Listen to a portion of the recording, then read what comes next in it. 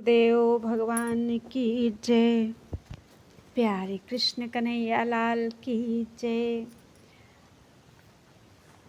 गर्ग संहिता, श्री गर्ग संहिता, दूसरा अध्याय गोलोक खंड का। ब्रह्मादि देवों द्वारा गोलोक धाम का दर्शन।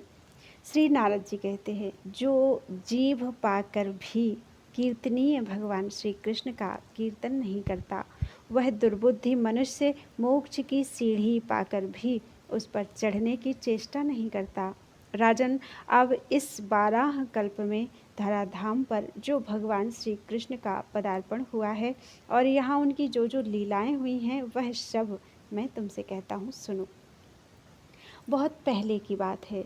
दानव, दैत्य, आसुर स्वभाव के मनुष्य और दुष्ट राजाओं के भारी भार से अत्यंत पीड़ित होकर पृथ्वी गौ का रूप धारण करके अनाथ की भांति रोती बिलखती हुई अपनी आंतरिक व्यथा निवेदन करने के लिए ब्रह्मा जी की शरण में गई।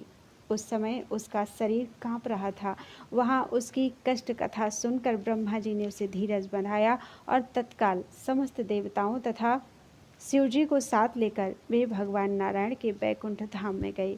वहां जाकर ब्रह्मा जी ने चतुर्भुज भगवान विष्णु को प्रणाम करके अपना सारा अभिप्राय निवेदन किया।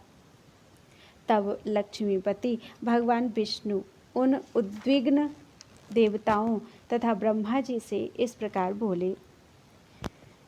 जिह्वा लब्ध्वापि यः कृष्णं कीर्तनीयं न कीर्तयेत्, लब्ध्वापि मोक्षनिः श्रेणीं स नारोहति दुर्मति। श्री भगवान ने कहा, ब्रह्मन, साक्षात भगवान श्री कृष्ण ही अगणित ब्रह्मांडों के स्वामी, परमेश्वर, अखंड स्वरूप तथा देवातीत हैं। उनकी लीलाएं अनंत एवं अनिर्वचनीय हैं। उनकी कृपा के बिना यह कार्य कदापि सिद्ध नहीं होगा। अतः तुम उन्हीं के अविनाशी एवं परम उज्ज्वल धाम में शीघ्र जाओ।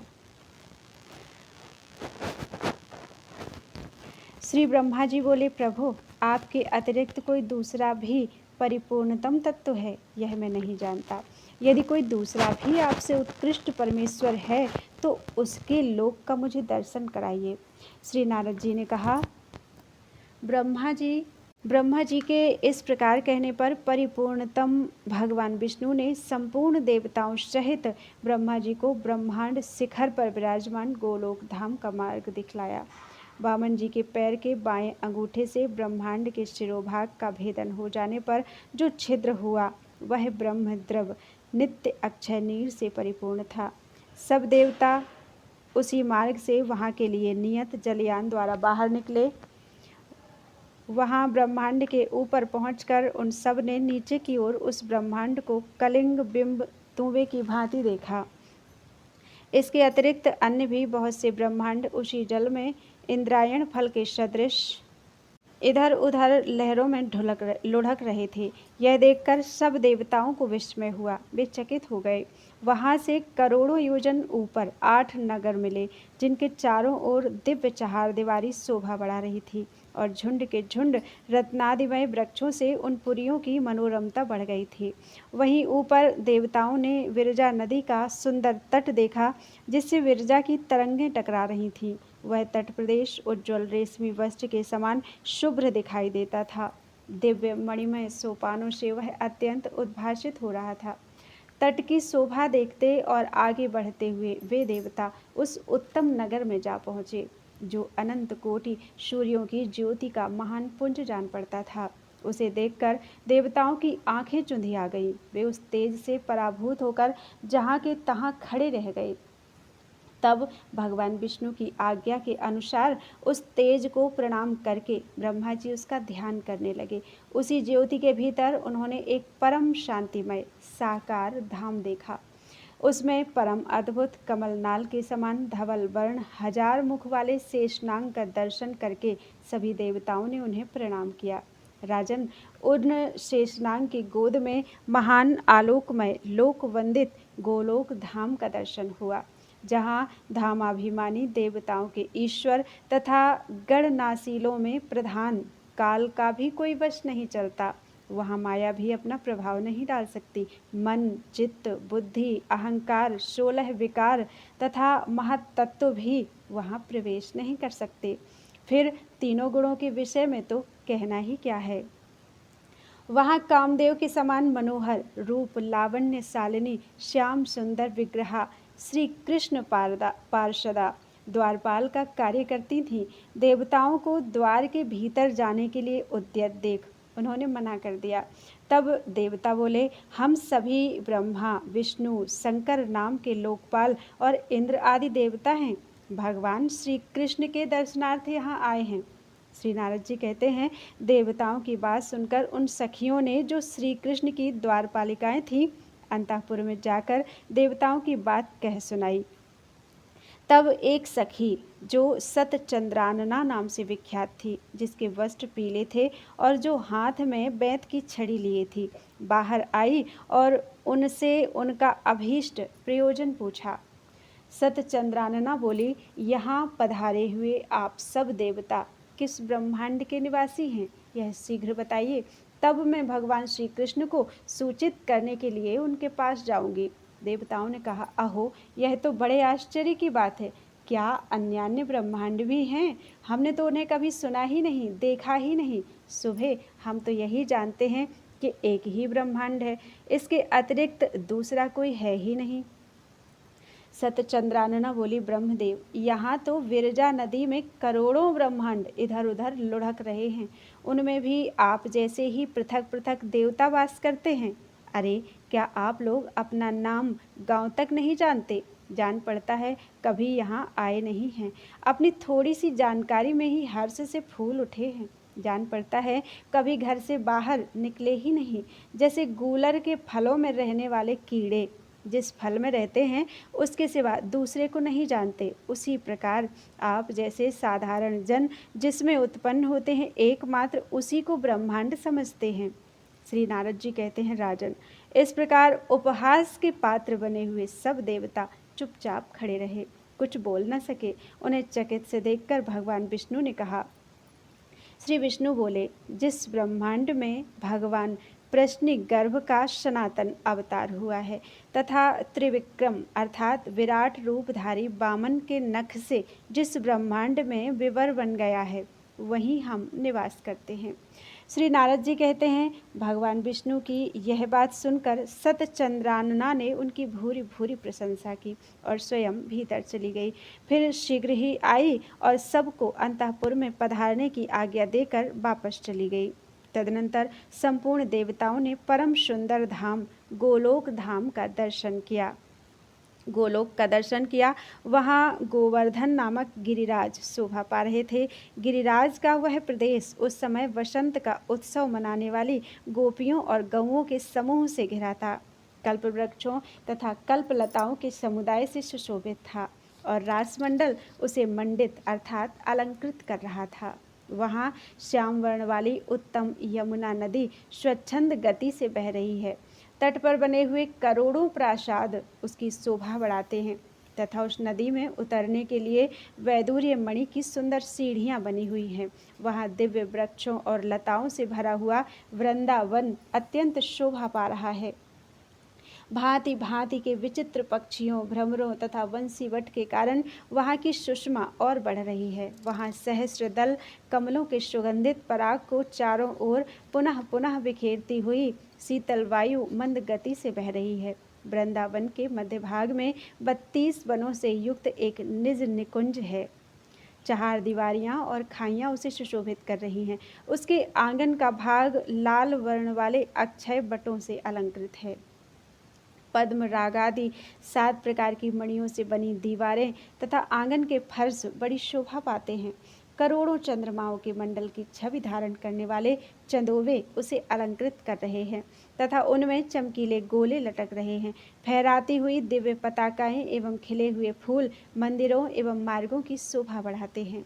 वहाँ भ्रमरों के गुंजारव संगीत की सृष्टि करते हैं तथा मत्त मयूरों और कोकिलों के कलरव सदा श्रवण गोचर होते हैं। वहाँ बाल सूर्य के सदृश कांतिमान अरुण पीत कुंडल धारण करने वाली ललनाएं शत शत चंद्रमाओं के समान गौरवर्ण से उद्भासित होती हैं। स्वच्छंद गति से चलने वाली वे सुंदरियां मणि रत्नमय भित्तियों में अपना मनोहर मुख देखती हुई वहां के रत्न जड़ित आंगनों में भागती फिरती हैं। उनके गले में हार और बाहों में केयूर शोभा देते हैं। नूपुरों तथा करधनी की मधुर झनकार वहां गूंजती रहती है। वे गोपांगनाएं मस्तक पर चूड़ामणि धारण किए रहती हैं। वहां द्वार द्वार पर कोटि कोटि मनोहर गौओं के दर्शन होते हैं। वे गौएं दिव्य आभूषणों से विभूषित हैं और श्वेत पर्वत के समान प्रतीत होती हैं। सबकी सब दूध देने वाली तथा नई अवस्था की हैं। सुशीला, शुरुचा तथा सद्गुणवती हैं। सभी सवत्सा और पीली पूंछ की हैं। ऐसी भव्य रूप वाली गौएं वहां सब ओर विचर रही हैं। उनके घंटों तथा मंजीरों से मधुर ध्वनि होती रहती है। किंकड़ी जालों से विभूषित उन गौओं के सींगों में सोना मढ़ा गया है। वे सुवर्ण तुल्य हार एवं मालाएं धारण करती हैं। उनके अंगों से प्रभा छिटकती रहती है। सभी गौएं भिन्न भिन्न रंग वाली हैं। कोई उजली, कोई काली, कोई पीली, कोई लाल, कोई हरी, कोई तांबे के रंग की और कोई चितकबरे रंग की हैं। किन्हीं किन्हीं का वर्ण धुएं जैसा है। बहुत सी कोयल के समान रंग वाली हैं। दूध देने में समुद्र की तुलना करने वाली हैं। उन गायों के शरीर पर तरुणियों के करचिन्ह शोभित हैं, अर्थात युवतियों के हाथों के रंगीन छापे दिए गए हैं।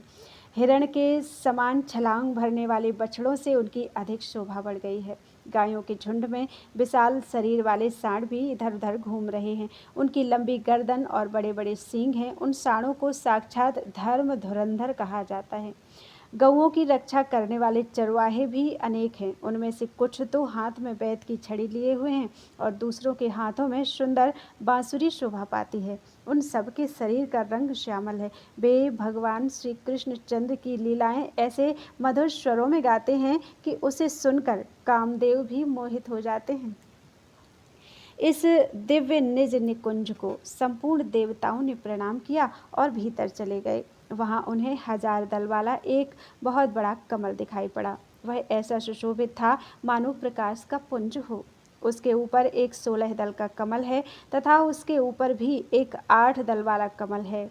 उसके ऊपर चमचमाता हुआ एक ऊंचा सिंहासन है। 3 सीढ़ियों से संपन्न वह परम दिव्य सिंहासन कौस्तुभ मणियों से जड़ित होकर अनुपम शोभा पाता है।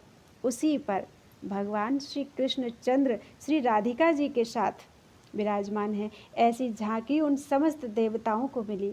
वे युगल रूप भगवान मोहिनी आदि 8 दिव्य सखियों से समन्वित तथा श्री रामा प्रभृति 8 गोपालों के द्वारा सेवित हैं।